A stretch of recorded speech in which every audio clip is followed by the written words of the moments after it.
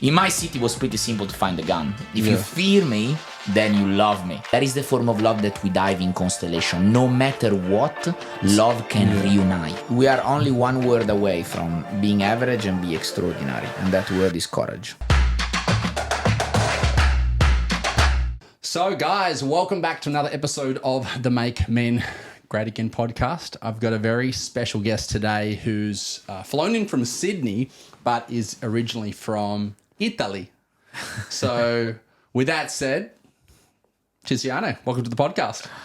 Scott, brother, thank you for having me. It's a pleasure to be here and and open to chat with you. Yeah. So Tizi and I just went out for lunch with each other and we were like, oh, we've got to save this for the podcast. We've got to save this for the podcast. So we've had to really save the value and the laughs for you guys, which hasn't been easy. But I guess for the listeners who don't know who you are, give us a summary, however you please, to kind of share about yourself. Who is Tiziano? And what is your what would you love to share on today's podcast? So, who is Tiziano first? Is at the moment a systemic therapist. Yeah. So I'm in service through family constellation and systemic therapy. That is my life purpose. Yeah. And I've decided some years ago to make a worldwide impact with that, and I am confident that I will. I decided to make something out of it, to leave my surname on this planet for 1,000 years. Love it. And I'm confident I will. What was Tiziano before? I was a professional fighter. I was fighting kickboxing, K1 and Muay Thai, eventually in Italy, in Europe, Thailand, and also in Sydney. In Sydney, I became a personal trainer. I was an entrepreneur. I opened a company called Leone 1947 Australia. I was importing boxing gear from Italy. So Tiziano has been a little bit all of that. Yeah. And definitely my upbringing, I've been quite into on the street. I grew up on the street. I grew up without any form of education. After secondary school, I dropped. And I eventually started to live a life of criminality and this kind of tough experience that they led me to who I am today. Yeah, yeah. Dude, so, I mean, that's why I've had you, wanting to have you on the podcast. Obviously, I came across you because you're working with my wife and she kept saying, oh, you should connect with Tiziano, have him on your podcast. I think you guys would really connect based off my also past of, getting up to mischief and no good and all that type of jazz, which we can dive into a little bit later. Some of the things that have happened in your journey and share some war stories. But yeah, I looked you up and I was like, oh, wow, this is so interesting. And I think we were chatting in the pool before we jumped on. I said, my vision is to really make men great again. But to do that, it's not just the spiritual and the people that are already doing personal development, but it's really reaching the masses. And I was just saying, I think it's so important to have people such as ourselves. And I think Ryan, who we spoke about before, people that are doing the work, healing trauma, living their best life. People, I dropped out of high school in year 11 and did trade school, got kicked out of trade school, which is a pretty tough thing to do. I imagine. Doing blow in the car park and coming back to class will do that for you. But yeah, we were just chatting about that, and I think you're such a testament. And I think your story is so important. We were saying it's the type of story that you'll probably see turn into a movie one day. And I'm confident that if you continue to go the path that you're going, that there's no reason why that couldn't come into fruition and be a very entertaining movie. So I know that you've been recently on another podcast and you kind of went into all of that. So, but for the viewers that are watching our podcast, if you could just share what that was like, what that life was like, because then that'll give context to then when we share all that awesome, constellations work, the family trauma work, the dynamics, that'll really create the bedrock for this entertaining and inspirational and educational story today. 100%. So, my life was pretty average until the age of 7 to 9. My family, it's like a just normal family, general average family, nothing too poor, nothing too rich. My mom is from South Italy. My father is from North Italy, but my father remained without his father, without his brother since young age. So a lot of death from the family of my father, and he remained just with his mother. So growing up was really tough for him. Eventually, my mom and my dad, they met, and things went pretty well until the age of 7, 9 for myself, and my parents split. The divorce was pretty traumatic, extremely traumatic. My father became extremely violent towards my mom. Since young ages, I started to observe my father literally pulling my mother from her hair on the floor, literally cleaning the floor with my mom being pulled.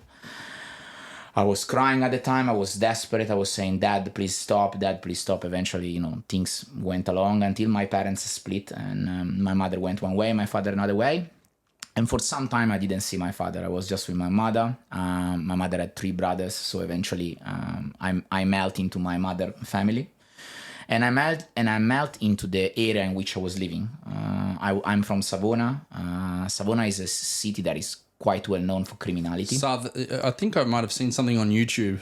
Yeah. Southern Italy, right? Is more north. Gangster. It's north, It's but north. the majority of people are from South Italy. So we had in 10 years more than 11 murders. So wow. In Savona, it was pretty known for criminality, considering as... What's the population, like, if to give people like a bit of an understanding of, like, say, let's say, not forget population, what's the size? Would it be the size of a suburb in, say, Sydney or Melbourne, or... Look, if you consider, it's funny to say that. If you consider, Scott, there is a city with 70,000 people, nobody. But we had pretty much every year a murder, a killer, mafia, things like that, like import of drug from South America. Like it's a small city, but it was 7th in Italy for criminality, and inside those cities, there's Milan, Naples, which they much bigger than Savona. So it's crazy. It was like so almost like per capita, like imagine the ratio, small, let's say 1 in, I don't know, 1 in 5 versus 1 in 100. 1 every 3 people they're like criminal. Like in my city, it was pretty simple to find a gun. Myself at 16 years old, I could go straight away and find a gun. Easy, simple. So eventually I got out on the street pretty easy. Like 11, 12 years old, I was already going out without leash, let's say. And I was going out with people that they were much older than me, like 30, 35, people that they committed already murder, people that they were importing tons of drug from South America. And the things was that one of the brother of my mom, so my uncle, was a big drug dealer in the area, well known. They actually wrote a book about him and his mate. They were importing drug from South America. So I was the nephew of this guy. You already had street cred.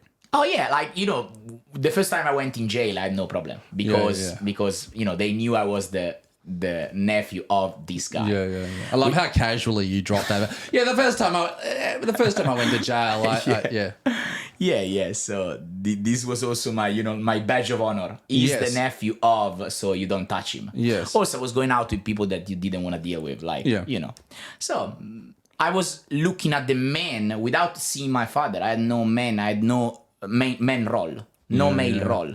So I obviously look at the role that I was seeing around me, the men that I was seeing around me. And the men that I was seeing around me, they were going around with guns, they were stabbing people, they were kicking people, they were bashing people. And I could see that all the girls, everybody else was like, oh, you gotta pay attention of that because he's this. You gotta pay attention to that. That was your first introduction to kind of, when you're young, what does a man want to do when he's young? He wants to be cool, wants to get girls, wants respect.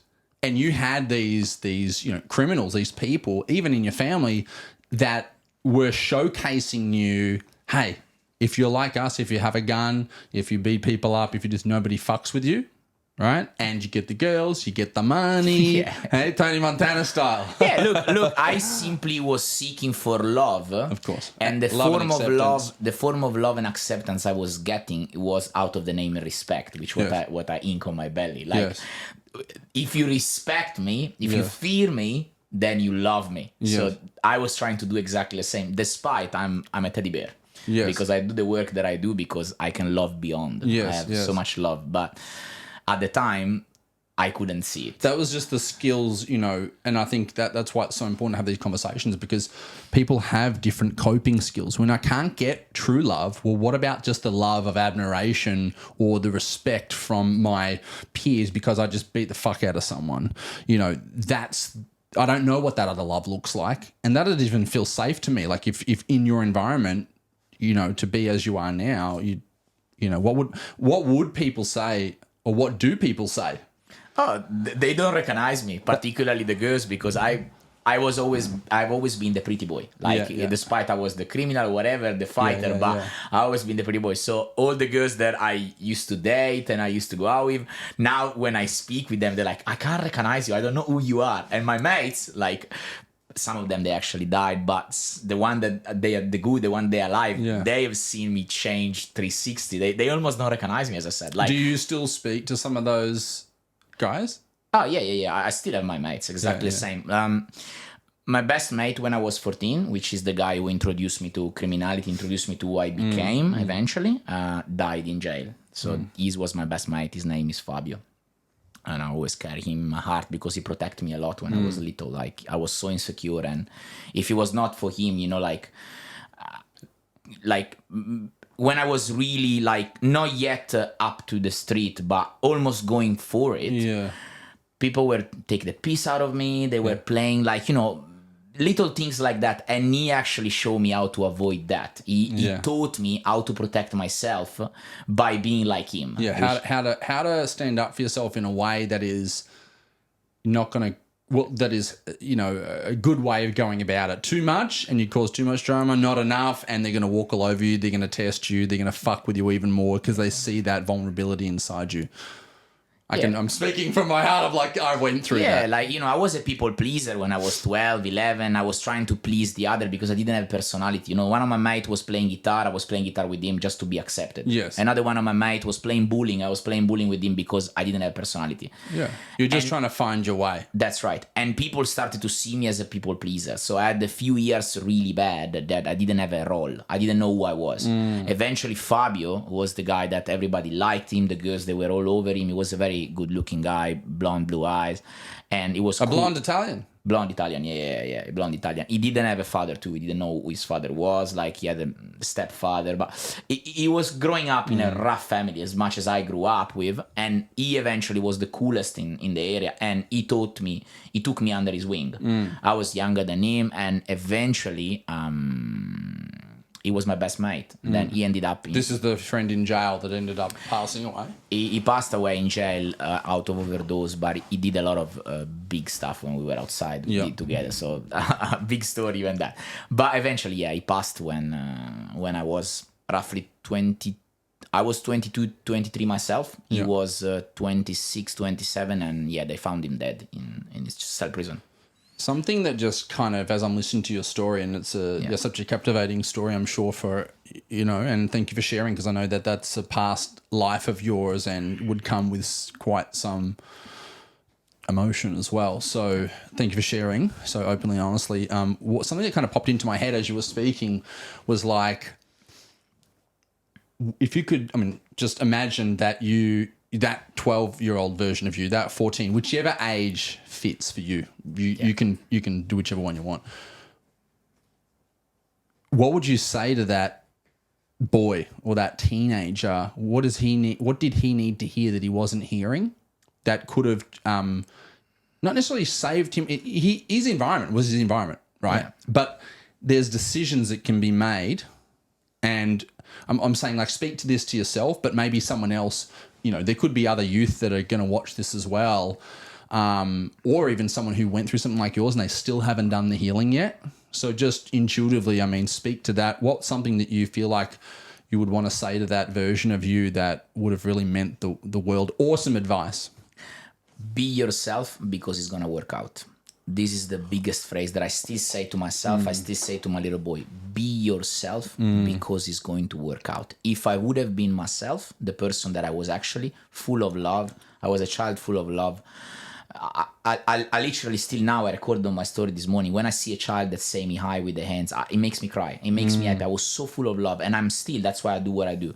If I would have stood as I was, full of love, full of compassion, full of care for others, eventually it would have worked out. It worked out regardless, because I know that destiny played. Well, that's the next thing too, is because you can say these things to yourself, but like when I look back at my journey, I've got a tattoo to my arm. I would do it all again, and not to say that some of the painful things weren't so fucked up, and not would I want to relive that again necessarily, but it's really honoring the fact that I can see personally my belief system, which it sounds like is yours too, that it all had to happen in that way for me to be the man that I am today, and to really be able to embody the message that I feel like I'm trying to share, and not just teach it from a book, but share it from wisdom, from having overcome those things yourself, which is probably what makes you so popular in the work that you do, and be able to hold the space that you do. So we're probably going to jump around a little bit today, because that's the way that my mind works. Any way you like, brother. So next question,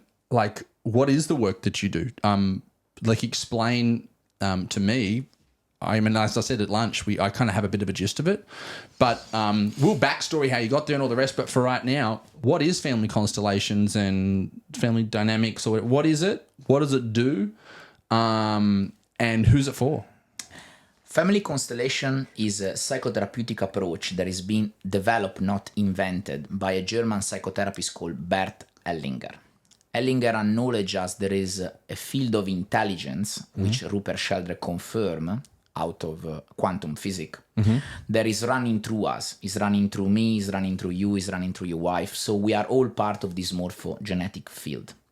When we are capable to tap into this morphogenetic field through family constellation, through this representation, we are able to understand the dynamic of the soul, the hidden dynamic of the soul. Now, why the family is involved? What does it mean, family constellation? Family constellation comes from the German word Familienstellen, order in the family. When someone represents... All right. Hope you're enjoying the podcast thus far. Just want to take a moment of your time to ask that in exchange for this amazing value and guests, and hopefully some entertainment too, if you guys have liked it so far and you want to see more, please make sure that you subscribe to the channel. At the end of the day, you can continue just to watch and all those type of things, but it does actually have an enormous impact on the level and quality of guests that I can have. And that just means better interviews for you guys. And it also means more impact in the world. The more men that can come across this channel and see this information and see the types of topics, the things that we're talking about, that can change another man's life. So if you've got value, pass it on. Pass on that value by hitting the subscribe button. With that said, guys, let's get back to the episode. Bye for now. Manifest their life in what we call disorder is because the order of love is not placed in flow within their family. Aligned. It's not aligned. What does it mean? It means that there is someone who has been excluded in the family. There is a mother who is acting as a daughter to her son. There is a father who is entangled with his own father because his father was absent, and his grandfather was a drug addict, was an alcoholic. There is disorder in the family. This disorder, how does it manifest, Scott? It manifests in our life. I might act naughty because I acknowledge to my mother that my father is excluded. Sorry, can you say that one again? I might act naughty, dangerously, and criminal towards my mother, to acknowledge my mother that she is excluding my father. So to acknowledge, did you say? To acknowledge her. So to let her know that there is disorder in the family. Gotcha. My behavior, my emotion, so my that's what I would action. See on the surface, but underneath, these are the subconscious programs, patterns, dynamics, I think is the word that you said. Yeah. These are the things that are driving the behaviors. I'll give you an example of what comes up for me. Please. When I'm hearing this, and I'm trying to think of like ways where people who are new to this type of work, not even family constellation, but say trauma healing and stuff like that. So I got a daughter. You met her before. Of course. She, like most people would relate to this understanding of like a child who, chucks tantrums and things like that. Someone could say, oh, well, it's just the terrible twos, but it's, if you go one level deeper, you can see that there are, I know, with our daughter Lily, when she was not feeling as loved because we were working more at a certain stage, or we were just trying to cope ourselves, that showed up. If I can see just week to week, like there are weeks where we spend more time with her, and there are weeks where sometimes we might spend less, or I might go for a photo shoot for the entire day, or who knows what's going on. That then within 24 hours, you're going to see that external behavior come out, that she's upset, she's angry, because normally she's a very loving, fun, playing child. So, but of course she's still a baby, so she still has certain, behaviors, but I can see more of an extreme version when she's not being met. So I can imagine that longer term, if we don't give her the things that she needs, then those behaviors come out in school, in teenagehood, and those types of things. I know we're not talking about family constellations here with this, but as a representation for the listeners, it's like there's stuff going, there's emotions, Correct. there's stories, unconscious many times, most times to the person who's actually behaving in that certain way, right? It's not conscious. Is that the way that you It's view it? completely unconscious. Completely unconscious. It's completely unconscious, Scott. I do a lot of family therapy at home. Family comes to mind, and I don't need to listen to what their parents say. I simply need to observe the children. Yes. The children tell me what's going on in the family. The children acknowledge me, the sort of disorder that is in the family. I'm quite well known for the statement that I make on Instagram, and they went viral. I know that children are sitting very nicely in my room, in my studio, when the father is leading the family. When is the mother who's leading the family, the children are naughty. The children don't like that. I see straight away in the room, they don't sit on the chair, they go everywhere, and only the mother speak. The father step behind, and I know straight away, I ask, I see the role, the father is sitting on the left rather than on the right. I see that the father is not leading, and that's why the children So he's acknowledge. become more passive. Correct. And I mean, there's many reasons why he's become more passive. Either he hasn't done the healing himself, or the wife has assumed the masculine role, or there's a bunch of Children different don't things. like that. Yeah. I always say, I don't know the reason, but children don't like that. I don't need to listen to the parents, what they tell me. I need to observe the children to understand if there is no order in the family. Even again, just use my daughter as an example. Ellis, my wife, Lily will, when I change a nappy or I change her, I feed her anything, she does not move. She behaves herself. She doesn't turn around. She doesn't cry. When Ellis does it, and Ellis is, fantastic mother and all the rest of it, but she starts crying. She chucks tantrums. She spins around on the spot. And I come and do it. She's quiet as a mouse. And she goes, "How do you do that?" So, I can completely relate to what you're saying, even at such a young age of 18 months. Yeah. She's not consciously aware of any of that stuff. Another important thing is when I see that parents come to me and they say, look, my daughter doesn't sleep well. And I acknowledge straight away, or they say something like, children are naughty at home, but when the father comes back home, children melt like mayonnaise. I say right away. It is true, because the father sets the order, sets the tone in the home, and the mother, who is the mother is the pillar of the family. She feels the influence of the man. She feels that. Yeah. So she relaxes herself, so the children relax because the mother is relaxed. What you just said there is the point, right? And again, just relating back to the examples that I have, I think the mother, a lot of times the mother is, their connection to the child is so deep, and I can't speak for every mother, but from talking to a few mothers and talking to Ellis as well, it's that, I don't know, they're less, they're just trying to do everything so well, and it's just like they feel the pressure of being a mother. I'm trying to articulate it but I can't find the words. But their energy is just a little bit more not as grounded, right? And same thing, when I come in, Ellis grounds and she relaxes, and then Lily comes to her. I always say to couples, how they grow together. The more the woman allow herself into the hands of the man, and the more the man becomes a man, and the more the woman becomes a woman. I give you a systemic interpretation of this. When a couple gets together, the man start to let go of his femininity, and the woman start to let go of her masculinity. So the man start to let go of his mother inside him, and the woman start to let go of her father inside her. The more they get together, the more the relationship prolong and going forward, and the more they completely let go of the opposite sex, so they become one together. But if the woman doesn't feel safe in the hands of the man, the woman can't fully let go of her masculinity. At the same time, if the man feels that he needs still the eyes of his mother to be acknowledged, he can't fully let go of his femininity, so he can't fully be the man in the couple. That's how it works, and that's how many couples they get stuck. They don't let go of the opposite sex in full because they have some interrupted movement with their parents, which they bring into the relationship, Scott. Yes. So they bring the unresolved with their mother and their father with their partner, and that's where they stuck. And that really summarizes the whole family order of things, where, you know, obviously they're coming in. You're not, I think maybe it was one of your posts that I saw, you're not just marrying the person, you're marrying their entire family. Fantastic. Not just from a, like, hey, we're going to see you on Sunday type of marrying, and they might be living next door if you're in Italy. But energetically, you're marrying the father's traumas and the grandmother's this. Beautiful. When two people get together, it's 70,000 people get together. It's an entire system. It's 11, 12, 13 generation, trauma, things unresolved. So people get together. Of course, they get together because I like you, you like me, Scott, like Alice, Alice likes Scott. Good. But in reality, what's happening? The unresolving Scott family get together with the unresolving Alice family, and that's how they resolve things. That's how they manifest someone who can resolve what is separated in their system of belonging.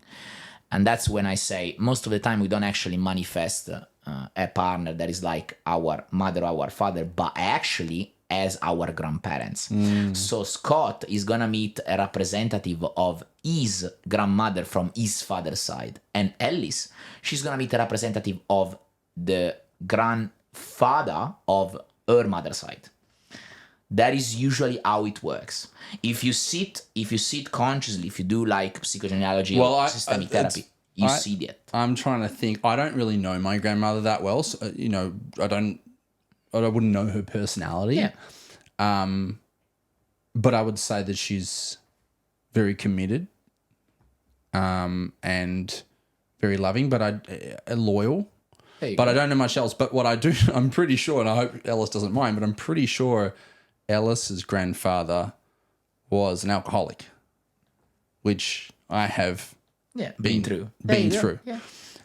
Or in and other addictions, but you wanna laugh. My ex-partner, Alice, she's born the same day as my grandmother from my father's side, 18th of October, and my grandmother was born the 18th of October.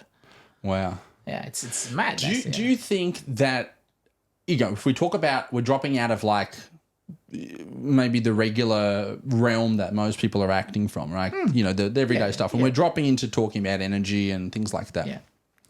Do you think on some level, or maybe you actually just know the answer because you're studied in this, but do you think on some level, like, they're unconsciously trying to heal the like the pattern or the trauma by doing that? Like, do you think that in their DNA, on some 100%. Level, they're unconsciously knowing that the thing that the father, like, I'm just thinking of Alice, like, let's say she's dating me, on some part of her knows that the grandfather broke up the family in some way, right? Yeah. Because of the alcoholism, and that created the trauma for her mother, that created the trauma for her, and so she's basically going, okay, I'm unconsciously marrying this gorgeous hunk of a man. I love that. And because I'm going to heal the relationship that devastated my family. Correct. And she has both of you doing that. She do has for your been system, that. She does for her system. Like, we resolve on one another. Like, because that's imprinted. It is imprinted in as our knowledge. And what's the word? Memories. History and memories. Yes. So in this morphogenetic field, what it is, I want to invite your listener to go on Google and write morphogenetic field, because say that again. Morphogenetic field. Rupert Sheldrake. Rupert Sheldrake is the guy that the scientist. Is it 3 words? More for genetic. All together. MORPHO.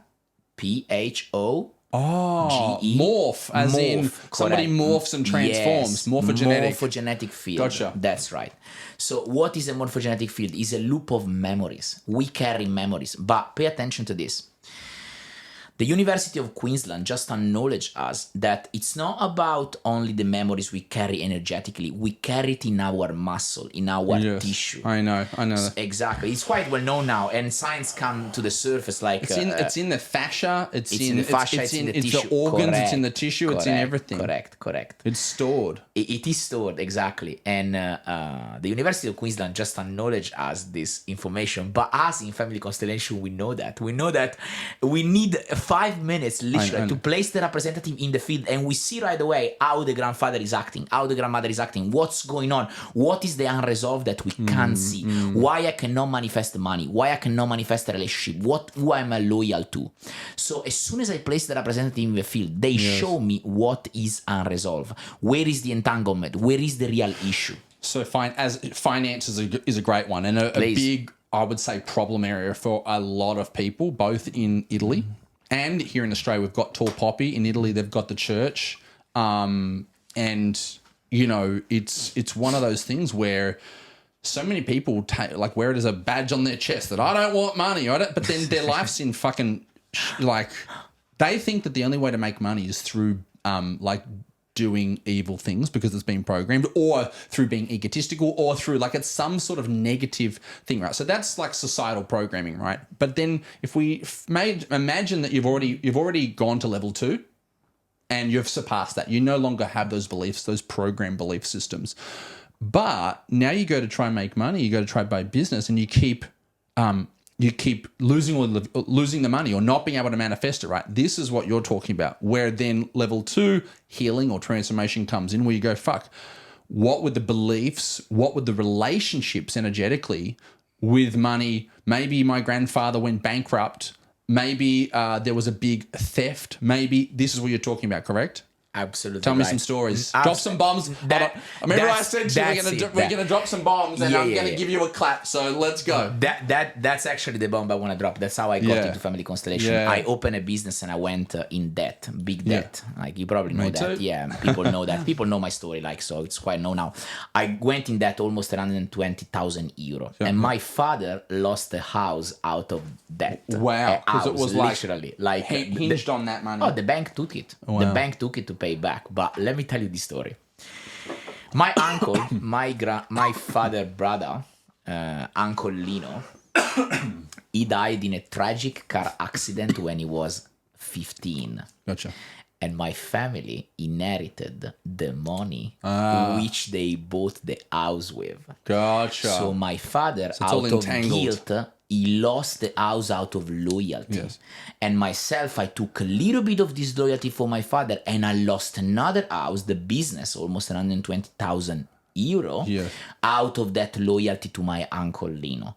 When I done my first Family Constellation, the biggest one I've ever done, I cried the sadness of this car accident, and you're gonna laugh. In less than 1 year, I paid that all back. In less than 1 year, everybody knows this story of mine, I paid that all back. And it was the most transformative experience of my life. And this is how I got into Family Constellation. This is how I felt the power of it. I love that. Let's just break down a few terminologies for the listener again. So you said the word, you said a couple of words, but one of them was loyalty, right? So explain the terminology of loyalty which relates to Family Constellations. Beautiful. So let's say that a member of my family had a tragic death, and out of this death, I gain. Yes. I gain money.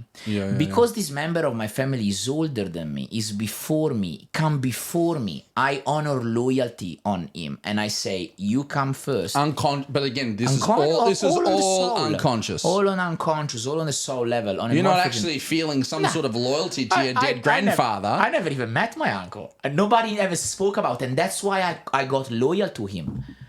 Because nobody ever spoke about him. So it's the way that I'm putting this all together in my mind, which I love to do, is they're like open loops. They're like open loops that need to be closed. And until you close those loops, they keep wreaking havoc Correct. until the lesson is learned or the healing, energetic healing has been, would be released, healed? What would be the terminology? Cut, like a cord cut? Acknowledged. Acknowledged And I is the tell you word. why. There is a force that acts between every individual and between every group to keep the group together. Let me explain you how. There is a force beneath you that is called personal conscience. Then there is a force in your family that is called group conscience. And I explain you what. I've seen my this stuff. consciousness, maybe on yours, Conscience, maybe somewhere else, yes. but something similar to this, yeah. If a wolf cub get lost in nature, is a dead cub because another predator they're gonna hunt him and they're gonna kill him. So this force maintain the group together. They teach how to behave. Yes. So the same things is for us. In order for me to belong to a group, I must maintain the behavior of that group. Yeah. So if my family to remain alive, they always been poor and needy and with no money. You can't go and get rich, or you're gonna unconsciously leave the group. Because I leave the group and I don't want to do that. I want to belong to the group. So family conscience maintain this bonding inside the group, but it does another things. If one of the member of the group is forgotten, unknowledge, excluded. Yes. Another member come forward will take the destiny of this member. Why? Because everybody has the right to belong to the group. Gotcha. So they're paying a debt almost. Correct. To bring that back into surface so that it can resurface, be acknowledged, and then move on. It's not enough that I acknowledge him. I must acknowledge it myself. I must acknowledge the first element, who actually has suffered out of that, who has been excluded. At the moment that I acknowledge who has been excluded, I fade the effect of family conscience. Sometimes I do constellations, Scott, in 5 minutes. Why? Because as soon as I bring the memory up, the person immediately click and cry out. And once he cry out the sadness, the effect of family conscience fade. It can fade in 1 day, 2 days, 3 days, it's gonna fade. So they stop to act unconsciously as that individual. Yeah. Oh man, I haven't done, maybe we'll have to do a session together, but I haven't done it, but I've done obviously a lot of work and I study a lot of stuff. And even though it's not the same, I understand what you're saying. It makes a lot of sense. And I've seen people through other modalities, when you bring that acknowledgement, even through plant medicine, but I also did EMDR and different techniques, but hypnosis was another one. Yeah, of course. And when you bring what's in the unconscious into the conscious, that's right. Just that alone is so powerful. But then what you're saying is next level to that, when you're doing it specifically relating to a family conscience, family member, a family member and a family conscience that has yet to be. So it's not just anything that you bring to the surface. It's specifically these energetic forces that are still unacknowledged in the family that are causing you to behave in ways that family member would have. Correct. Is that right? So that then you can be acknowledged and be loved. Is that a part of it as well? Was it yes, acknowledgement is love. Once I acknowledge someone, I give love to the person who has not been given love. It's true acknowledgement. You're not just saying, hey, I see you. You're saying, okay, I see you for the truth of who you are, not for the act that occurred. Correct. But even just the word I see you, that is a very powerful word in constellation environment. Just the I acknowledge you, I see you. If you think, if you want to, Scott, go a little deeper, so for every listener, this is interesting. Yeah. Conscience is the cause of war. Yes. Why is that? Because the blue group believe to be right. Yes. The red group believe to be right. So in order to belong, they have their ideology. So the red group has its own ideology. The blue group has its own ideology. And in order to belong, they maintain that ideology. Despite it could be not right. Killing people is not right. Yeah. But for me, to belong to my group, I must kill those sort of people. Why? Because my group says that. Yeah. Same thing as gangs. There it is. And that's how, group that's how group fight together. That's why that is the cause of war. It's against a common enemy. But with history Correct. which creates that emotional charge. When that conscience is getting above, when that conscience is overtake, when we actually can dive into the form of love that we use in family constellation, when we see a family of the blue group that is hiding a child from the red group because the blue soldier are hunting him, that's when even the blue group step into a form of love which goes above, no more as conscience, me against you, but as a form of love that you are part of me, I am part of you. This is something much deeper. They hide, for example, a child of the opposite group because they don't want to be killed. Like in Italy, what happened? The Italians, they were hiding the Jew. Yeah, I was going to say it's a perfect example. I was thinking of like Holocaust type stuff. That is another form of love. That is the form of love that we dive in Constellation. No matter what, love can reunite. So it's no skin color, no religion, no nothing. Which again, if we go where are all of those other things? You know, that's not really at the essence of spirit. Do you say spirit and soul same thing? Spirit is all the force. The great spirit is all the force. The soul is the incarnation inside the body. So I speak about the spirit, the great spirit is this force that moves in only one direction, which is of reuniting what has been separated. Yes. The soul is a fraction of the spirit, which is incarnated love that experiences itself inside the body. Yeah. The human body is the most spiritual experience of them all. Yes. People try to dive into ayahuasca, mushroom, and everything to get out of the body, but actually, that is the opposite. They experience spirituality in an higher form inside the body because the body is the most spiritual experience of them all. So I've done ayahuasca. We were just chatting about that before. I did the toad. I've done mushrooms. I've done quite a few different modalities or plant medicines, I should say. What does that mean? Like for me, I wasn't necessarily going in trying to leave my body, trying to get into my body. I just felt called intuitively to do this. I had seen it coming into my life. Whenever I have things that I keep manifesting in my view, whether it be a movie, a reel, a friend, a person, and I kept hearing ayahuasca, and I started to notice my energy being attracted towards it. So that usually is a subtle thing for me to tell me, hey, look, there's something in here for you. And then I basically out of the blue, it's a funny story, but I was doing a float tank and I basically cried in the float tank, just out of nowhere. Just started fucking bawling my eyes. I mean, sobbing. Like people probably heard me in the other float tanks, and it was just out of nowhere. And then this massive download came through, and it was like this is what I was telling you before, like when I was really stressed, I was running all these different businesses and different things, and this kind of spiritual, voice came through and said, you need to reconnect with the truth of who you are. You need to get more into the spiritual stuff. So I'm like, oh, fuck, okay, stop crying, get out of the tank. The next day, I get a text message from one of my friend's brother-in-laws who I've never met, never spoken to. And he sent me a message, said, Matt said, your friend said that you want to do ayahuasca. I'm doing one, and do you want to come?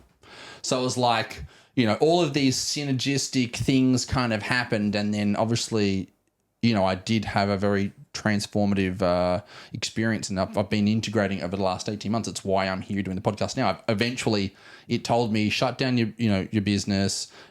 You've got these healing gifts, healing voice, healing hands, healing presence, help men, do blah, blah, blah. Gave me a whole list of things, fix your health.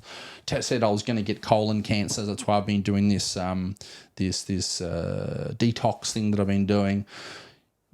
But I don't quite understand what you were saying there. What do you mean by in the body versus leaving the body? Like, how does that fit in? The body is the incarnation of love to experience itself. So love incarnate into the body to experience itself in a physical form. Through relationship, through relate towards other point of attention of love. Right now, the moment I'm looking at you, I'm relating to a point of attention of myself. You are showing me something about me. When we go into the plant medicine, we leave the body and we go into the spirit. I'm with you now. And the form in which love is in its pure form, like where love comes from, you know, like Yes, we go yes. to You're the going spirit. back to the source. And sometimes we need those plants. Why? Because to remind us of who we are. Yes. Because we are so disconnected that we forgot about that. I'm with you now. So this, like, for those people who are watching this who maybe aren't on the same perception of how all of this works, give us a back step to what you just shared with a little bit more context to how this whole matrix of life, source, love, all of that works, to just go a little bit deeper on that, because I understood what you said. It reminded me of the stuff that I've been learning more recently. But imagine someone who isn't deep on a spiritual journey yet, is new to this stuff. Share with me what that landscape looks like. If it's like, okay, this is here, that's there. Paint a picture for me. If you look at how quantum physics observe us, they observe us for 99.99999% of energy. We are energy, okay? We are energy. We are energy to a quantum physics point of view, to a scientific point of view. But what we really are actually is love. What is love? Love is the source of existence.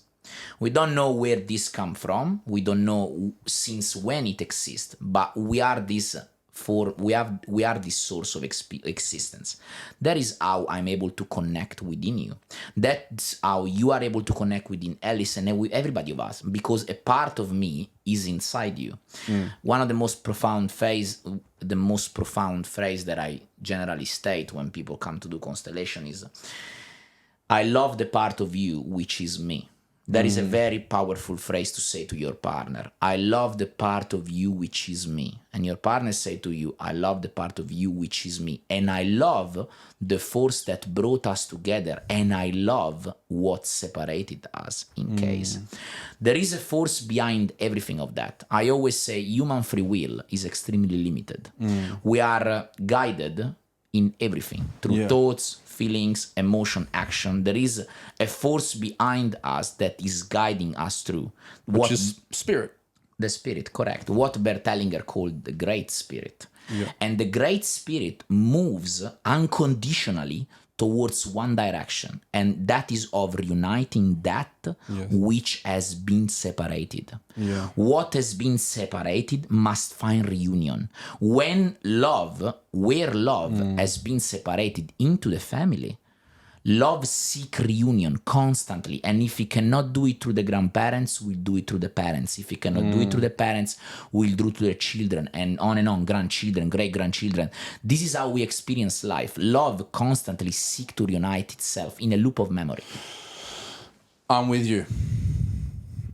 Totally get it.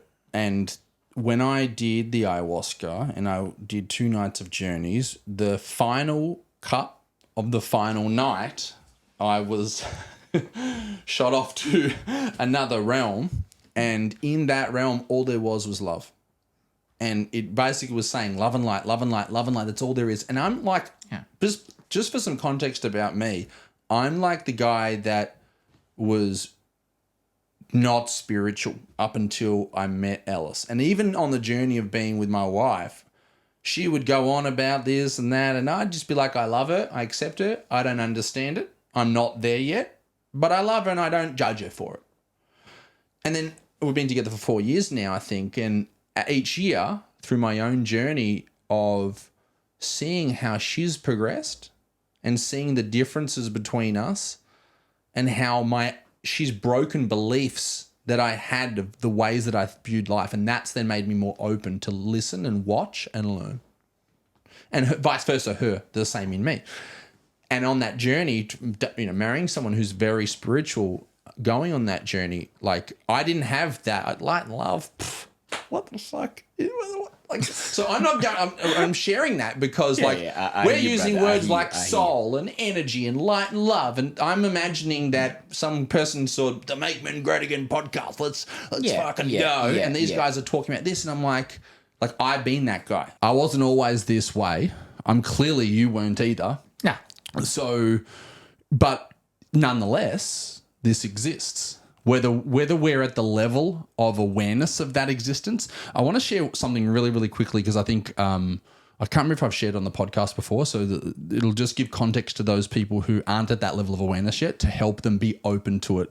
And maybe you might like it and you can use it on something else in the future. But what I do when I'm sharing, because a lot of the guys, when I would be working with them, they're not necessarily guys that are into spirituality and stuff like that. They're coming to me in business or, things where they are having these blocks.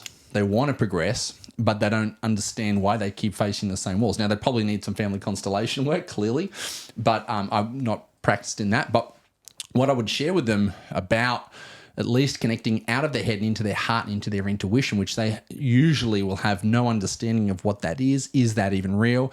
And so an analogy that I usually share is that, if we look at dogs, right? We were just patting the dogs before. Your beautiful dogs. If you look at any dog, though, they see in black and white, right?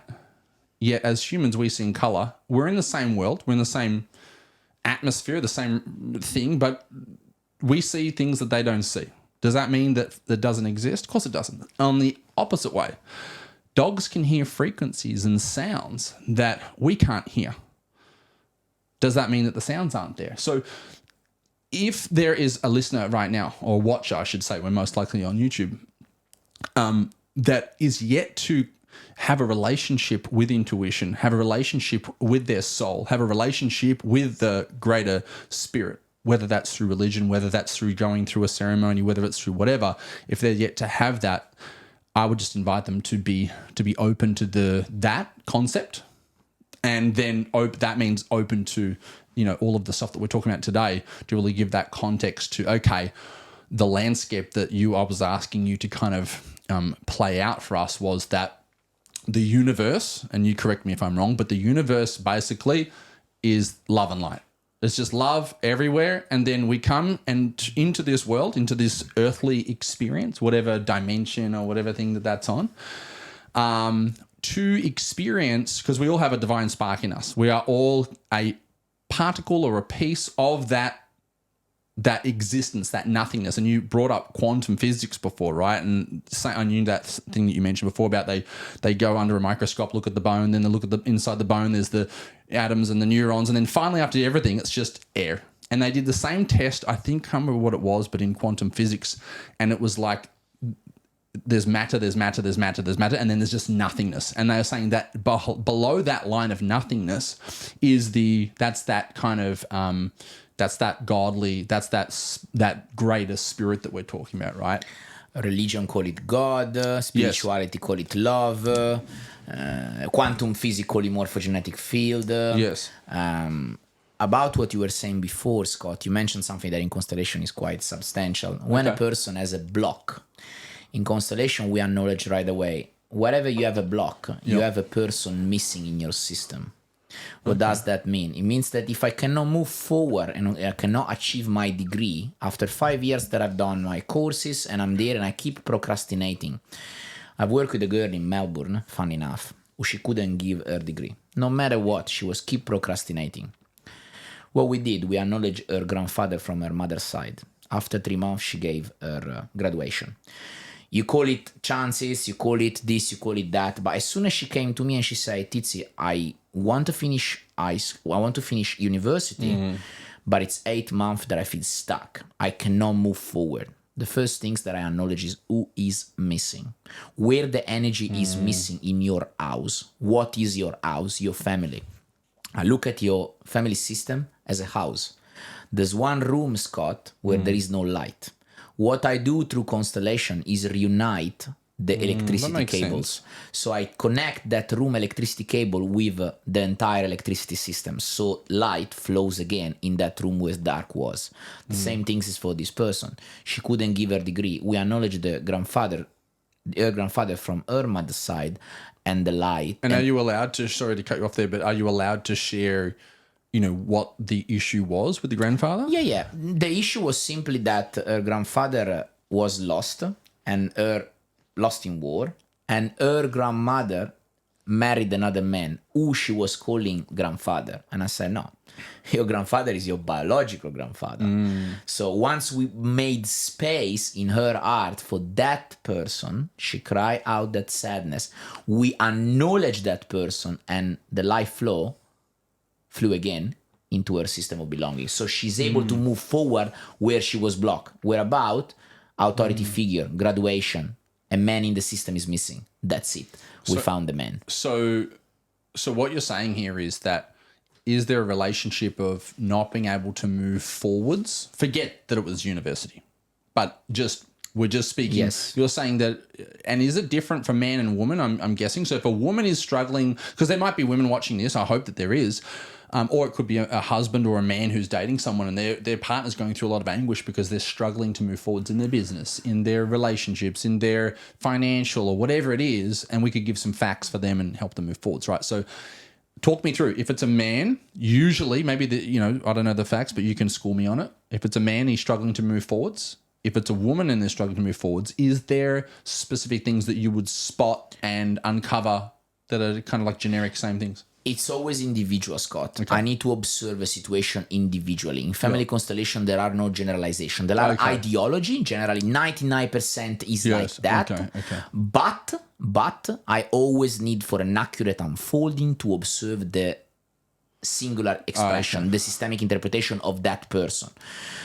Anytime, every time someone is stuck, there is a person who is missing. I cannot move forward from that. I cannot move forward from that. That so means that's the generic thing. No, correct. Generic is a terrible word to use because none of this works. Generally. So they're unique situations, but in all cases, there's always somebody that needs acknowledgement that is in that dark room. I'm gonna give you an ideology. Like an idea of what I've explored in the last 7 years. Yeah.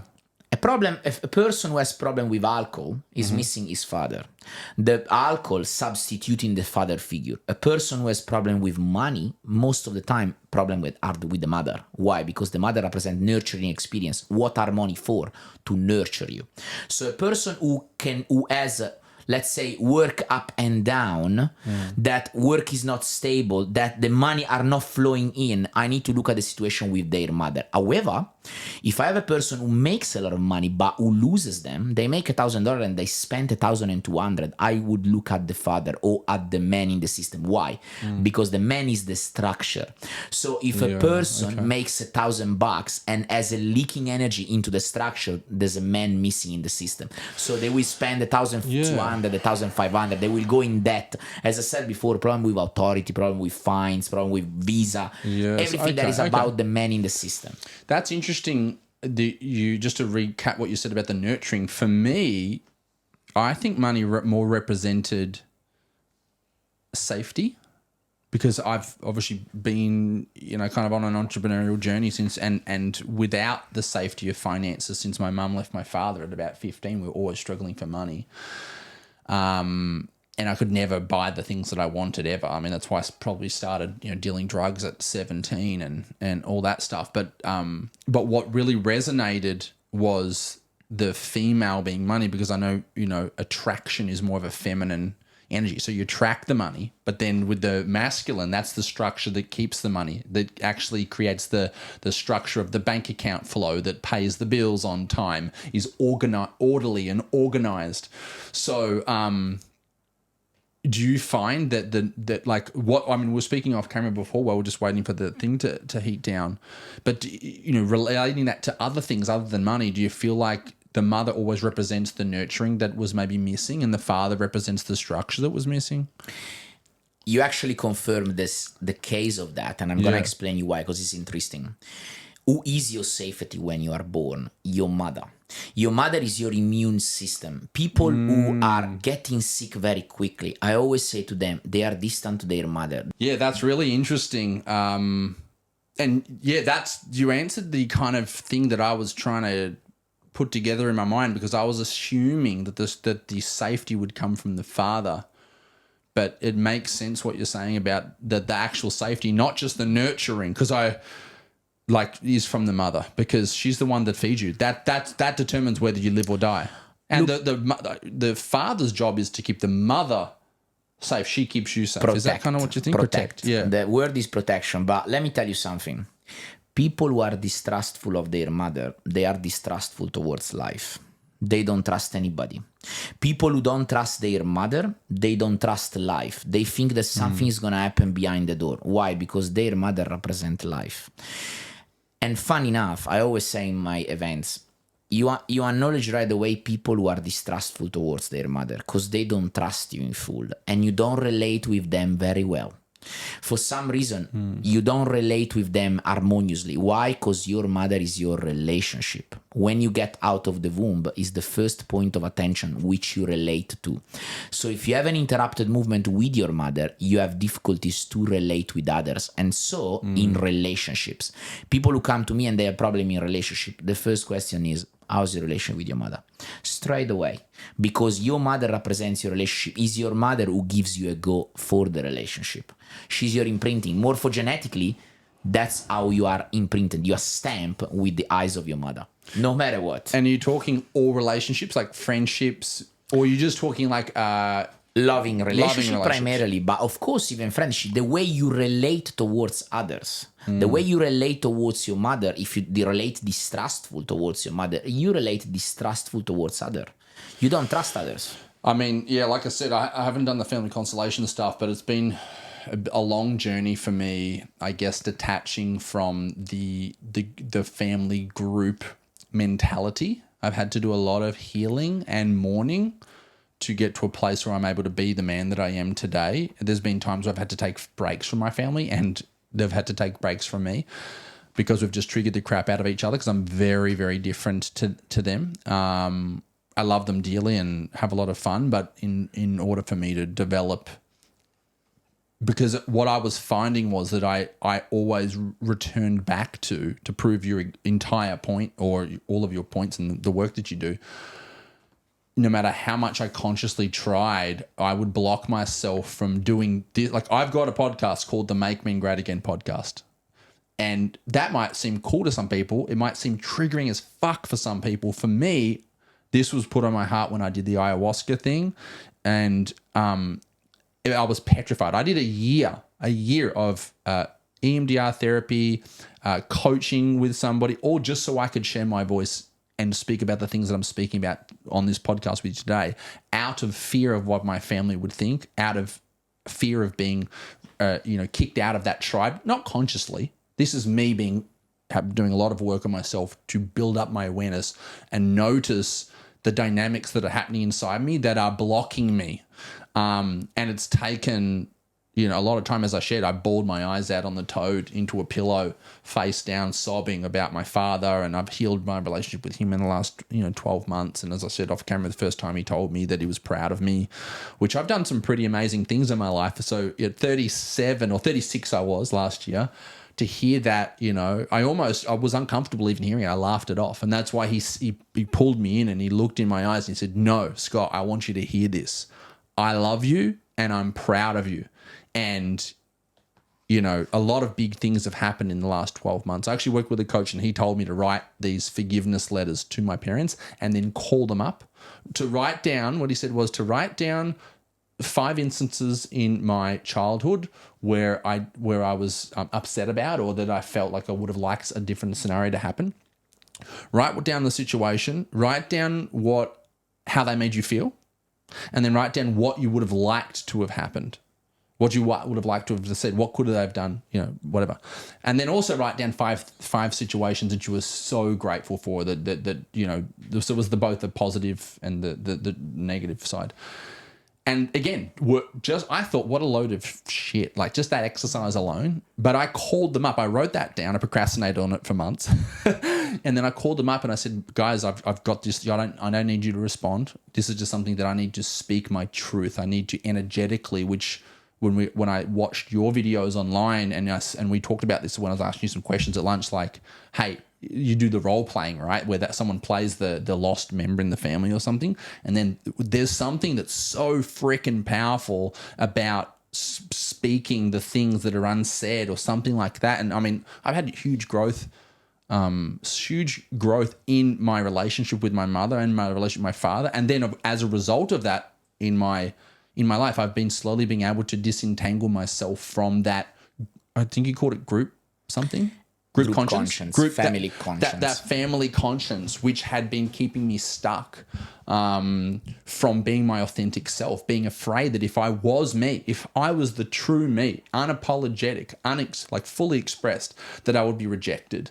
And it's been really challenging, I must say. And I'm, as I shared before with the drinking, I can't remember who you said it was with the drinking. My father. I mean, it's funny because my mum's the one who more so enjoys the alcohol.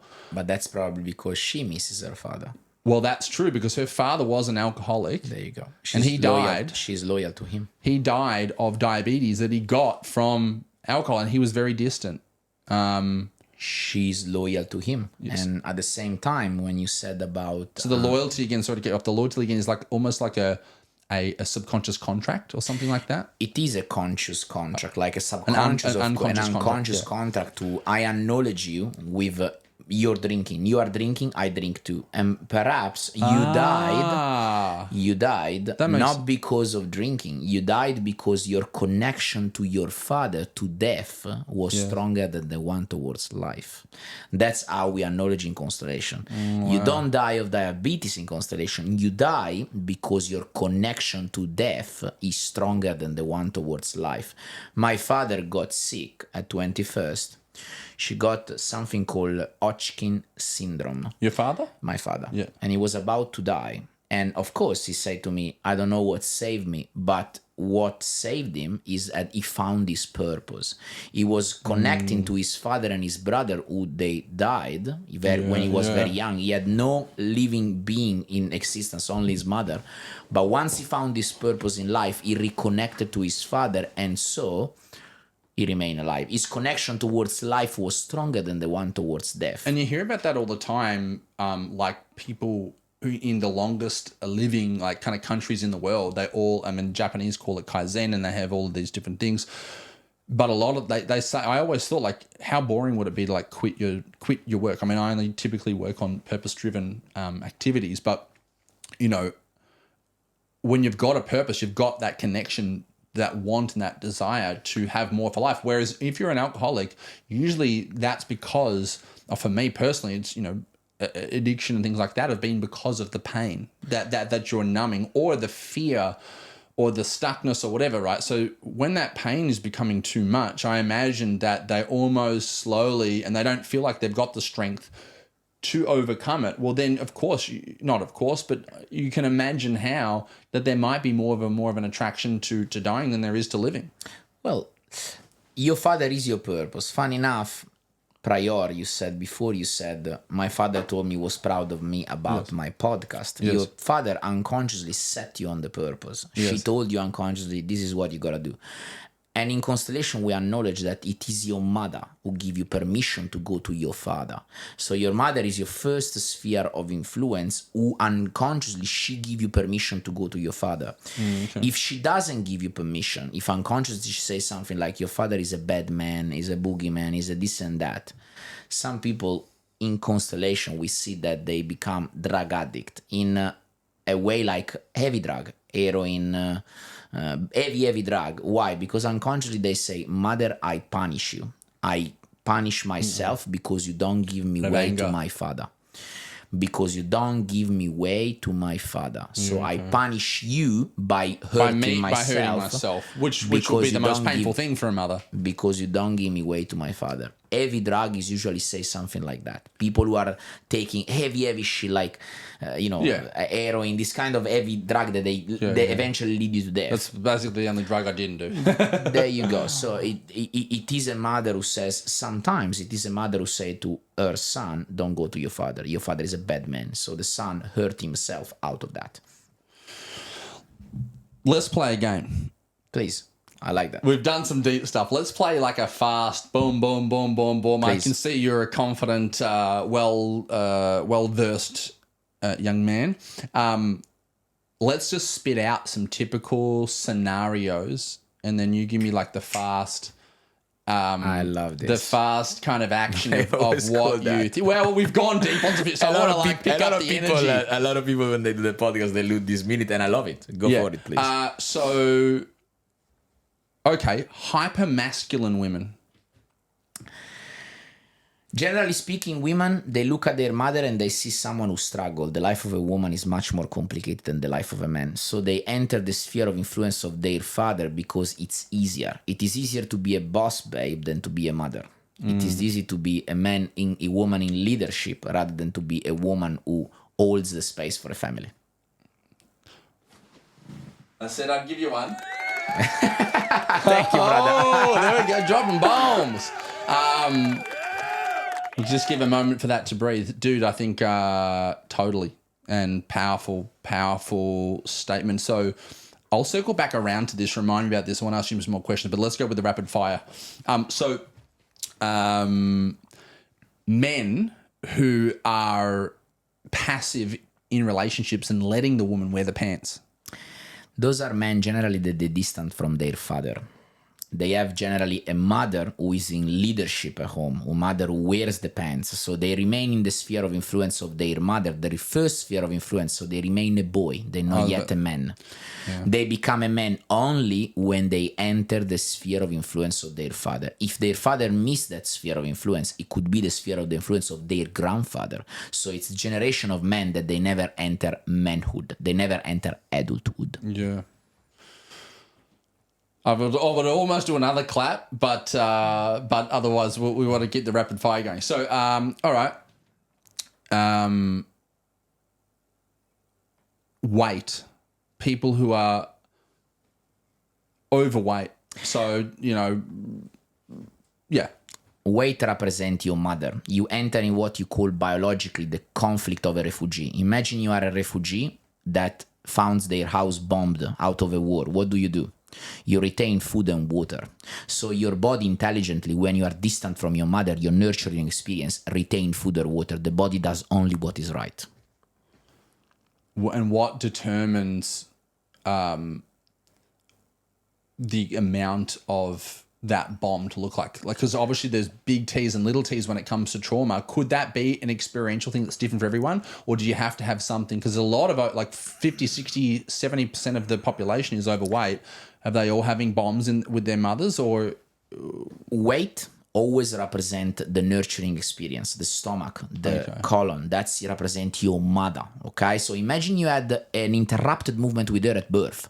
You got out of the womb, you got complication. Your mother went in another hospital, and you are in a room without your mother.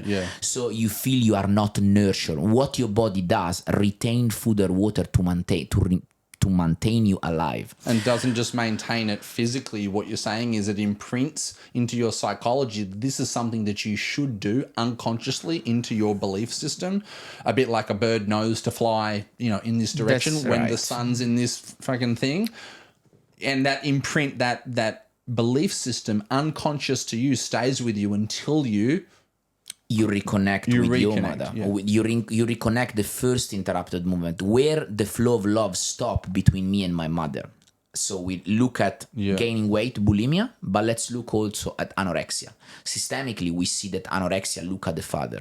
This is generally a woman who look towards a father who is excluded and she say, I disappear for you. Yeah. This is a woman that look at her mother and her mother say, don't go to your father. So this woman say towards her father, I disappear for you. And they become anorexic. We have seen heaps of this dynamic in Constellation. Yeah, fuck. Every one of these, I'm like, boom, I've got so many things to dive back into. Okay, let's do one more. Well, let's look at. We talked about the money already before. Let's do maybe.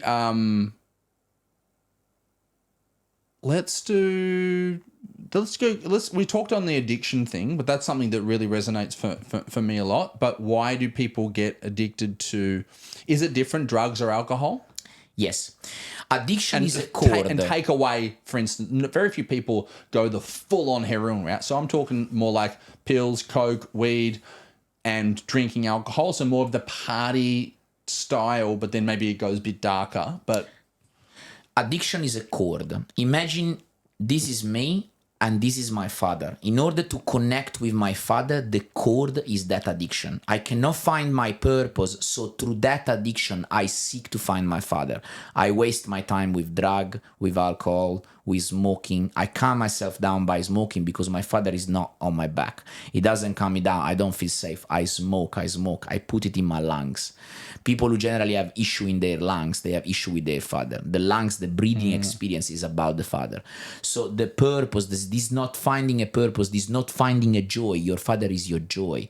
When you get home, when your father gets home and you are a child, the most joyful experience of your life, seeing your father open the door. When you play the football, you There go you out go. and you do the play, because the mother's there for the love and the father's there for the playing. But the joy you are missing, you find it through something that connected to your father, alcohol. And people get very joyful, they laugh, they this and that, they let go of their problem because that's what their father does for them. But because their father is absent, they use alcohol. Yeah, because the mother's generally more worrying and the father's Nurturing experience. Yeah, The mother nurture you. Binge eating looks at the mother, as I said, because in nurturing experience, food, you get food, instead of food getting energetically through the form of love of your mother, you get it more dense, like food. You eat food. That's more of a dense experience. Yeah. So let me circle back around to a couple of things. So I was overweight when I was as a kid. I was the kid wearing the t-shirt in the swimming pool. I was very self-conscious about it, lacked a lot of confidence. I loved lollies and sugar and things like that. And this, 17, I started going to the gym, building muscles. I wanted to kind of, similar to you, I wanted to be, I was the kind of runt of my group. My friends were older and they were more dangerous and they were up to, all sorts of stuff. And I wanted to get their respect. And I also just wanted to stop having people push me and pester me to try to get me out of my shell. So I thought I need to become a bad motherfucker. So I started to find gym and I did lose weight and do different things, but it was through like almost hurting myself. Like the point that I pushed myself was like, through darkness, almost like pushing. But the weight then I would party, do lots of drugs, alcohol, and then I would miss the gym for a while. It usually was like 6 months of the year I was ripped, 6 months of the year I was gaining weight and whatever.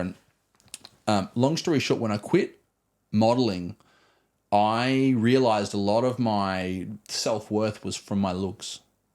That the substance within me, I didn't feel like I loved how I looked. And I thought that's what I needed to be accepted by people. But on the inside, I felt insecure. I felt fragile because I didn't have that love from my father. And I struggled with that up until only a few years ago when I did the healing with my dad. So I'm relating, even though I haven't done family constellations, I'm relating to all of the things that you're sharing.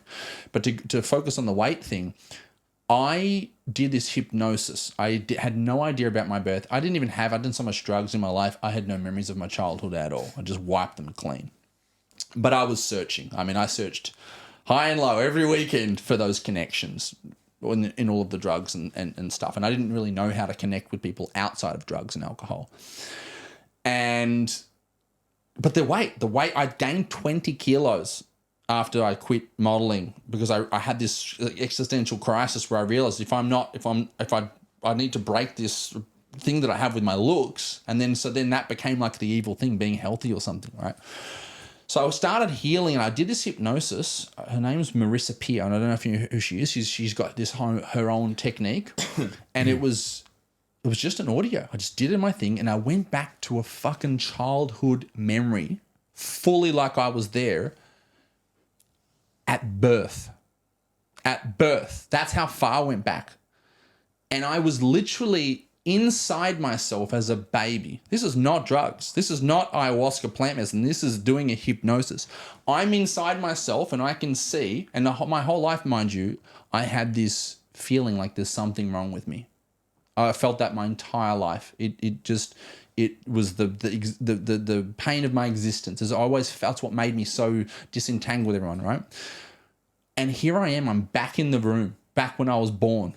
Inside this baby's, myself as baby. Here's my mum, here's my dad, and there's 5-6 doctors in the room. And my mum's screaming, there's something wrong with him. There's something wrong with him. And I cried in that moment, realizing that it wasn't coming from the fact that there was something wrong with me. It was my unconscious mind had the stress that was in that situation from my mum's body. because I'm a baby and I'm just trying to survive, I've just stored that as a memory. Stressful situation, higher than usual emotional charge. There's something wrong with him. But when I spoke about this to my mother, and here's the point back to the weight and the nurturing, I said, Mum, I did this hypnosis. I'm trying to heal at the moment, blah, blah, blah. Can you tell me a bit more about my birth? I felt like this, like I just shared with you. And this is what happened. She said, yeah, that did happen. I've never, like, my mind's fucking blown right now. She's like, yeah, she's confirming that was a real memory. The memory are stored in your body. Stored, right? Yeah. And she goes, what was wrong was that you weren't taking my milk. Yeah. And mind you, I've a large attraction towards the female breast. That probably sums in there as well. But that I felt when I used to get hungry up until a few years ago, I would feel like I was having a panic attack. I couldn't not eat. And if I did, I felt very unsafe and agitated. Like took hangry to the next level. And I started to piece all this together. I was like, fuck me. No wonder I get anxiety when I'm hungry. I literally feel like, that was a period for weeks. That's why they took me into, I don't think it was on my birth. I think it was like we'd gone back into the doctors or something. I don't know the exact timeline. But I realized a lot of the food when I wasn't actually hungry when I was overeating. And I was eating like at lunchtime. There was a phase where I would eat a pizza. Then I would have 2 ice creams, a packet of popcorn, a Pepsi, and a bag of Maltesers, and then I would pass out just from the food coma. Sort of binge eating. Yeah. Oh, binge eating. The form of... Definite binge eating. And, but yeah, this whole journey, I uncovered that stemmed from this, there's something wrong with me. That was like a psychological thing that it brought a lot of pain. But back to, I just wasn't having the milk. And then the stressful situation of my mum feeling so much panic, my baby nervous system has stored that as a memory and go, this is important. Remember that there's something wrong with you. Remember this thing. And the relationship with food that I'd had and the nurturing that wasn't there. That one thing that's so not even real that there was something wrong with me, and that, like, it's such a plausible situation, that created the immense amount of pain and destruction for 30-something years of my life. Food is love in a form of density that is more towards matter rather than energy. Yep. When we get out of the womb, we are disconnected from the plug. What does it mean? It means that when we are in the womb of our mother, we are connected to the plug of love. This is why children, they perceive everything, they dream, they are more in the spiritual state. Yep. That's why they are barely disconnected from where they come from the spiritual experience. Then the more we grow older, the more we disconnect from that plug of love, and the more we become arid. People become more mindful. They go into their mind. People start to perceive love as a mindful experience rather than actually a feeling from their heart. Yes. So they disconnect from the plug of love, where they come from. And this is why I said the plant sometimes help us to reconnect with that plug where we are distant from. I always say, talk therapy does only so much. That's why family constellation comes in 5 minutes and we change an issue of a lifetime, because we go to work at the root, at where love is still present inside yourself. The more we go into the mind and the more we detach from that plug of love that we come from, our mother, and so the Great Spirit. Yeah. And like I said before, I relate to that from that ayahuasca experience. I can see what you're saying in the physical realm of being in our body. It's one thing to, and I think a lot of people can get, extra spiritual people can get stuck in this pattern when they go off and they do all these There is escaping life. Yes. That's what I always say. Like Jesus Christ, escape. He left his mother, he left his body to go towards the spirit, to go towards his father. Yeah. And then he came back to his mother, he reincarnated, and then he disappeared. Jesus Christ is just an ideology of the path of the soul. Yes. The soul from the mother, from the earth, then go towards the spirit, towards his father. Yes. He died, he left his body. The body represents the mother, is the representation of the mother. You go towards the spirit, so towards the father, and then you reincarnate back into your mother, and then you live your life on purpose, and nobody remembers him after he reincarnated. He disappeared. Yeah. That's it. There's a whole nother podcast that we could go into about the ideologies and the Bible and spirituality and are they parables? Are they this? Are they that? We'll save that for maybe round 2. But obviously the podcast is called, the Make Men Great Again podcast. I believe I'm sitting across from a great man as I sit here today, and I can see the growth that has happened in your life. And I think it's so beautiful to showcase men who are doing the work, who are openly sharing their spirituality, their connection to love, their authentic self without the filters, without the things, having been someone who's done the work. I think that gives other men permission to do that work. Two important things I want to do before we wrap up. Number one, I want you to just go into, we've shared a bunch of bombs and lots of knowledge, but I would love you to just share a small portion or a large portion, however, what fits what you want to share. But your journey to getting here, we talked about your childhood. We talked about, the drug dealing and all that stuff. And like I said, you've already just talked about that in depth on another podcast. So if people want to go and watch that, what podcast was it? Beneath the Surface. Beneath the Surface, shout out to whoever that guy is. Carter Russell. Yeah. I don't believe in necessarily just regurgitating the same information, although it is powerful.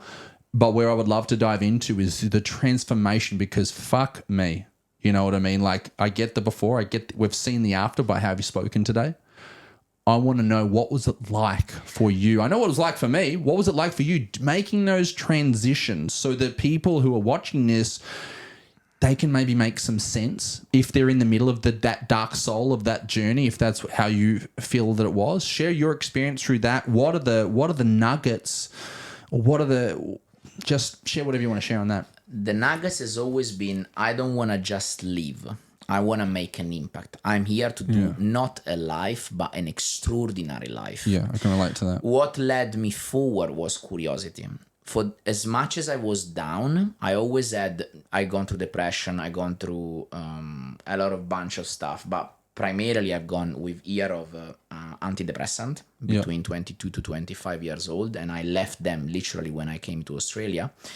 But what led me forward is the knowing inside that I was unique. Yes. I was unique. I was just like nobody else, like you are unique. And I knew I have something special to give. Yeah. I just never let myself be drawn to fit in, no matter how difficult, how strange I could look, but I always try for more. I always strive for more, and still I do now. When I speak to people, I don't say, "Oh, maybe I will make an impact." No, I know that when I'm leaving this earth, the surname of my ancestor will stand on this earth for 1,000 years. You can write this on paper and everywhere. Yeah. I guarantee you that the day that I live on this earth, my surname will stand 1,000 years. Why? Because I will serve the world in a matter so big that my surname will stand. Yeah. I don't strive only to live, but I try to be amazing, special, to give something, to make an impact. The greatness. And when I was down, I always had that feeling. There's been a few very little situations where I've been at life risk, like very few little. And I remember one of them being, I think I spoke in Carter that, but I like to say it anyway. I was in Tarifa in Portugal. One of my best mates was dealing drug. We were in a situation really horrible in a room in Tarifa with ex-Nazi escaped that they were dealing hashish. And I felt like, what am I doing here? At that moment, something clicked in my head. Something really clicked and say, what am I doing of my life here? Another pinnacle moment for me was when I had a fight with a guy in my own town. That night I couldn't do anything. I felt I lost my ego, and for some time I felt like I want to kill this guy. I want to organize a murder. And in our city, organizing a murder is something that you speak openly with your man. You can do that. And again, an higher force, like drive me to there's something more for you. Yeah. Leave it Don't this do behind. this. The fuck, leave it this behind. And in fact, things couldn't flow at the time. You tried to semi-organize something. We tried, but things couldn't flow. And eventually, when I landed in Australia, again, same things, the try for more. I don't want to be just a personal trainer. I want to be a personal trainer of rich and famous people. And so I did. I went in TV with them. I went on paparazzi newspaper with them. You can see it on Google. I always aimed for something more. And still now, I was speaking to my ex-partner. I was saying, this year I make my first $1 million. This year I buy that mansion there that I promised you. Like, I always strive for more. And the mission is for myself. Yeah, I want to buy that house. I want to make the $1 million. But the purpose in which I do that is for others. I buy that through the service I give to others. The more people I serve, and the more the universe remunerate me. Remuneration is simple to see it. Yeah. We don't need a lot of calculation. You see, the more people you serve, and the more you are paid. 100%. That's it. I always make the example of Conor McGregor. People say, "Oh, how many people has served?" I say, Conor McGregor has served an entire world. Millions Why? and millions because of people. he inspired millions and millions of people that from the street of Ireland you can become multi-millionaire, and he deserved the remuneration he got. This is why I said the more you serve others and the more you get paid. Yeah. And I mean, I totally... I'm not sure if you saw my story while I was waiting for you at the airport, but that's exactly what I was talking about. I think the biggest, issues that people have with creating their dream life is that they don't allow themselves to actually dream. So you always get what you want more. So if I say, I want to make $1 million, but I'm actually have a higher emotional charge. If you imagine like a scale, here's the $1 million I'm trying to create. And here's the other thing that I want more, which is to not disappoint my family. It's to not, whatever that other, subconscious thing is. So, but going back to what you're saying, so you had these dreams. So what you're saying is, my question to you was, what spawned the transformation, right? So you're doing these things, right? You're maybe wanting to organize a murder, or you're hanging around with your friends, and there was moments in your mind where you were like, I'm better than this.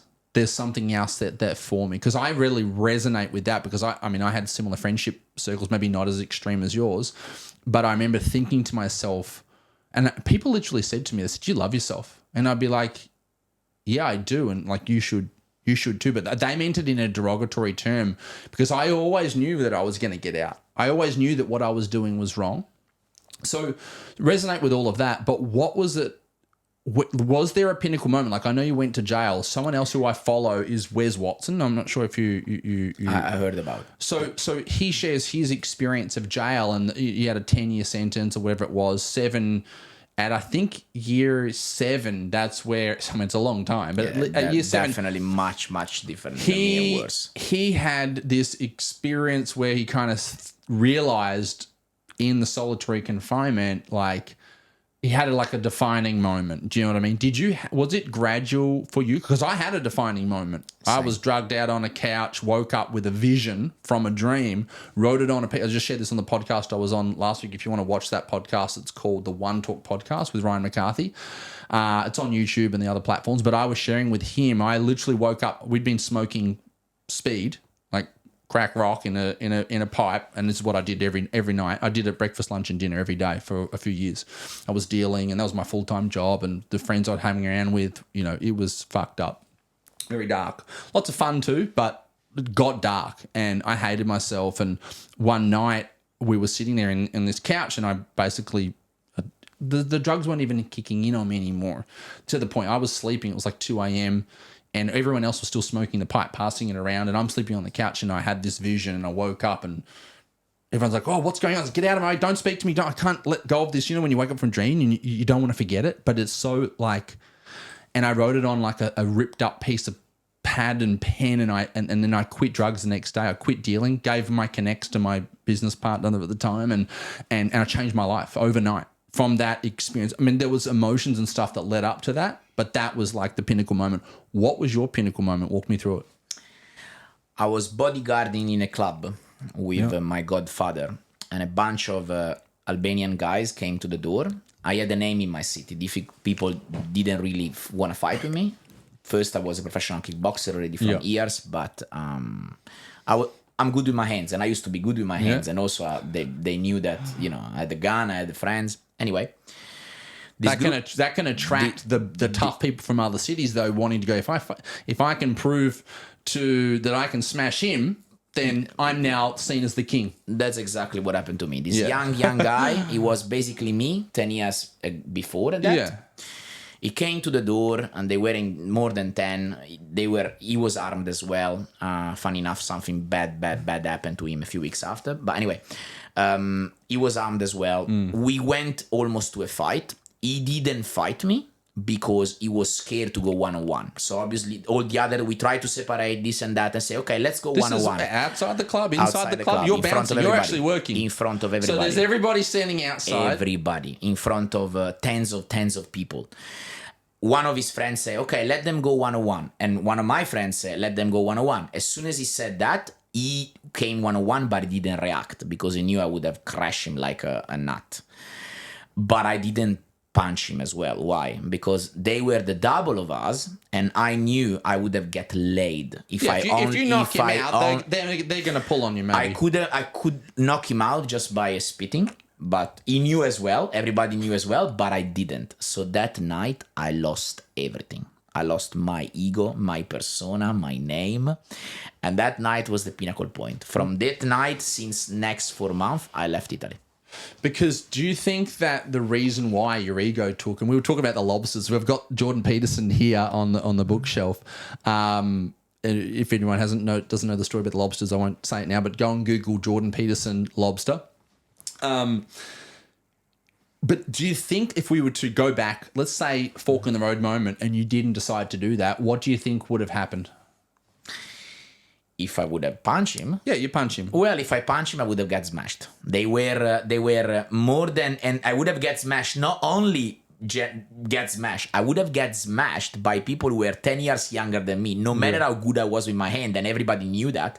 There were a lot of girls. The majority of girls that I dated, they were there. I was always being the pretty boy there. So you played it out like, well, I'm being the bigger person. Consciously, that was your game plan, but unconsciously, your ego couldn't take it regardless. But I wasn't the better person there. I wasn't that conscious. I was depressed. I was playing out of my name there to protect myself, and I wasn't as conscious as now. I was 25. Yeah. I was still in my ego very much, and also in my ego in antidepressants since years, and I was dealing as well. So I was anxious, not in my power, without my mate as before. Yeah, I could have got smashed like a nut by a bunch of boys of 10 years younger than me. Like 15? No, not 15. They were 20. I was about 18, 20. Yeah, but they didn't stand up to who I was. I was a professional fighter. I fought big name even in my area. And so everybody knew that with my hands I was good. Nobody was stand up. But if you win the battle, you lose the war. Yeah, I would have lost the war and everything. Yeah. There was my partner at the time there, Jada. We're very good friends, so she happy that I name her. And I said to her right away, I say, go and take my car and go home. She said, why? I said that, go take my car and go home, wait me there. Because I knew that I would have got shot, or I would have got stabbed, or I would have got smashed. And I didn't want to see her that I got shot, I got stabbed, or I got smashed. Yeah, there have been multiple times in my life where really sticky situations happen, and I'm, that feeling of just like where death is actually that, like death through danger through. Yeah, it's like fuck.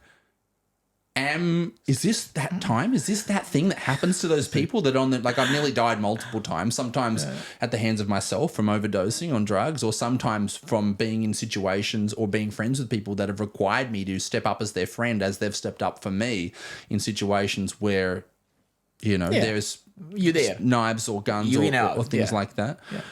And it's there are people that are next level.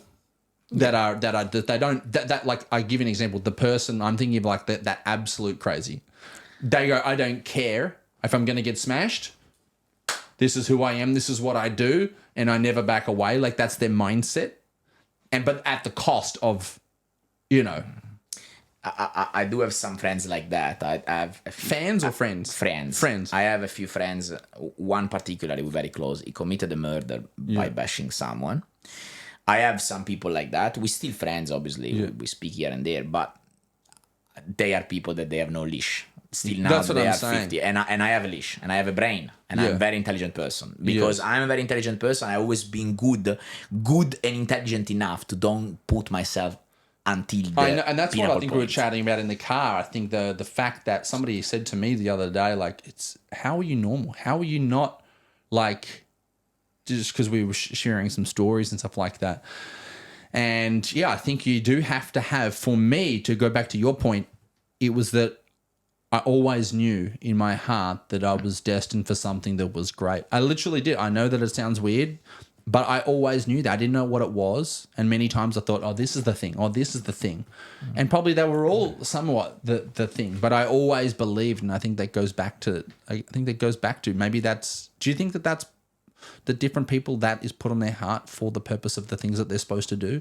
Or do you think that's something that people cultivate within themselves? Or do you think that's a family constellations things that comes from their father? I give you a very powerful answer. I know what I think. I'm just curious what you think. I give you a very powerful answer. The more difficult is the system, the more difficult is the family, and the more extraordinary the life of the individual.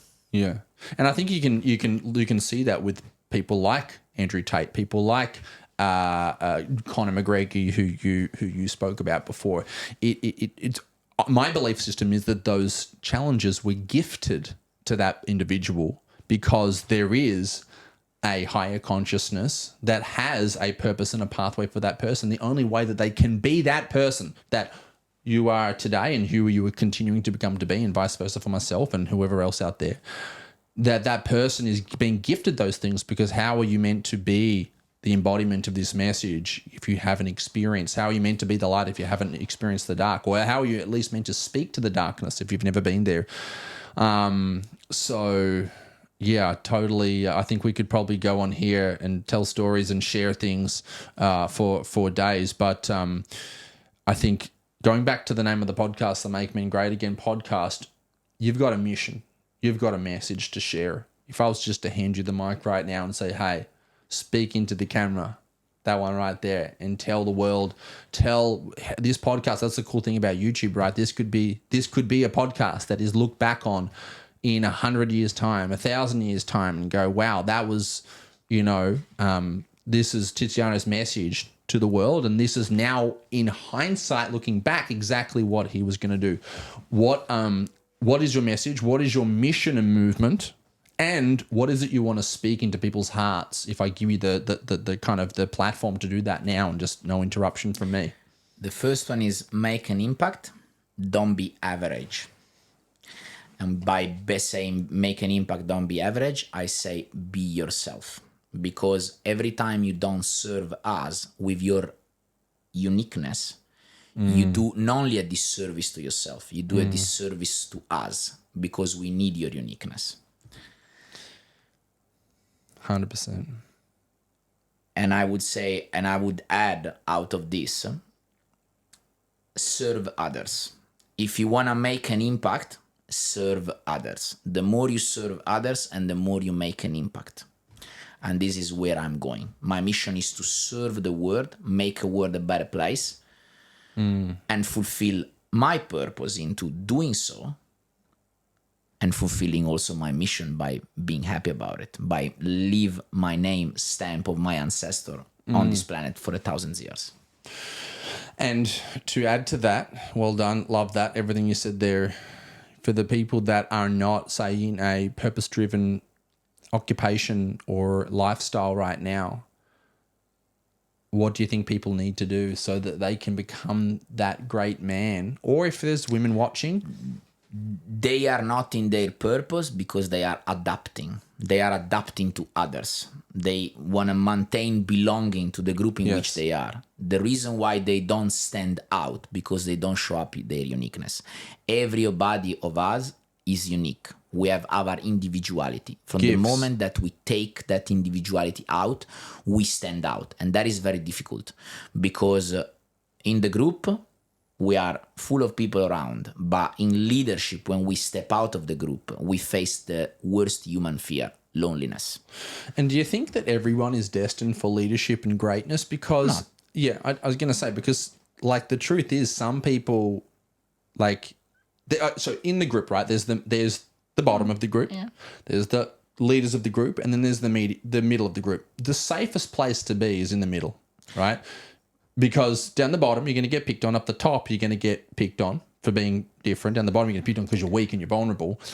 In the middle is where, from my perspective, you maybe have a different perspective, that's where it's the safest. And whenever we start to average, right? Whenever we start to creep away, our subconscious programming or our family constellations beep, beep, beep, beep, beep, brings us back into that safe zone of normalcy, right? But I would love to, and I think you already answered this, but I think the most important thing is if you don't want to be great, and I mean being honest with yourself. Greatness can be, for instance, let me rephrase that. Greatness can be you simply owning the fact that once you've got your health and your other basic things down pat, but in terms of your life's purpose, maybe your life's purpose is just to be a fantastic father and to work as an electrician. That's fine as long as you're in integrity with what is on your heart.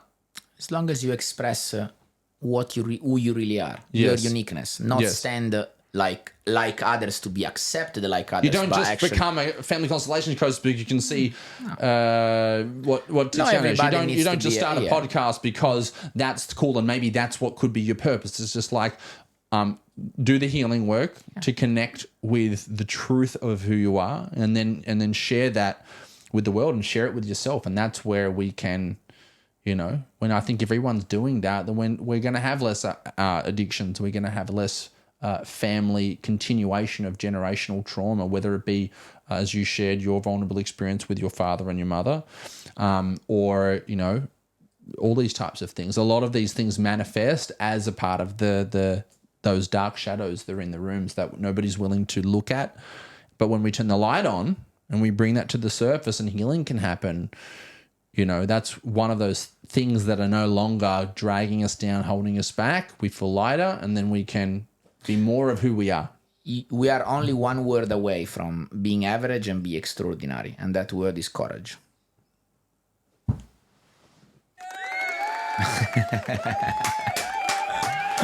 Dude, with that said, what a way to close the podcast. Courage is everything.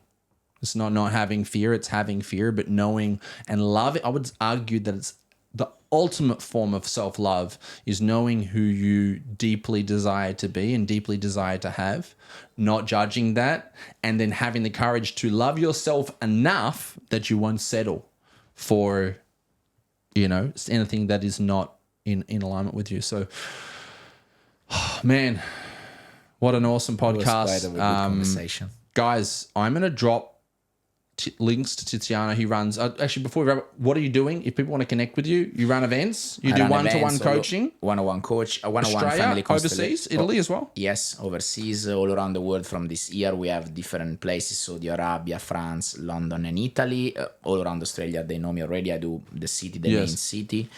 Obviously I do one-on-one online. My Instagram account is at tiziano.sguerso. Facebook is Tiziano Sguerso. I'll put all the spelling and things in the links below. And and that's pretty much it. Awesome, brother. Well, thank you so much for flying up here, and honored to be here, brother. I'm excited to Tiziano staying at our house, so we're keen to jump back in the pool, go out for some dinner tonight. But just from the bottom of my heart, brother, I just want to thank you for having me, taking the time, thank you, and sharing your amazing story. And I hope that the listeners got some value out of that. And definitely check out the stuff that he does. I think even if you're someone who's like, oh yeah, I kind of feel a little bit of a pull, but they went on some pretty deep topics, then just follow him on Instagram, build your own relationship. For those of you who are like, oh my God, this answered all my things, and I'm so many things are popping into my head now. You're like deep on that PD journey and that spiritual journey, then also follow him. And if you guys got questions, drop them in the comments below on whatever platform we're on. But with that said, this is the Make Men Great Again podcast. I'm your host, Scott James Andrews, and it's been an absolute pleasure. And I can't wait to see you on another episode soon. Bye for now. What an awesome episode. And if you want to watch more, just click the button here or here. Watch the next one, and we'll see you soon.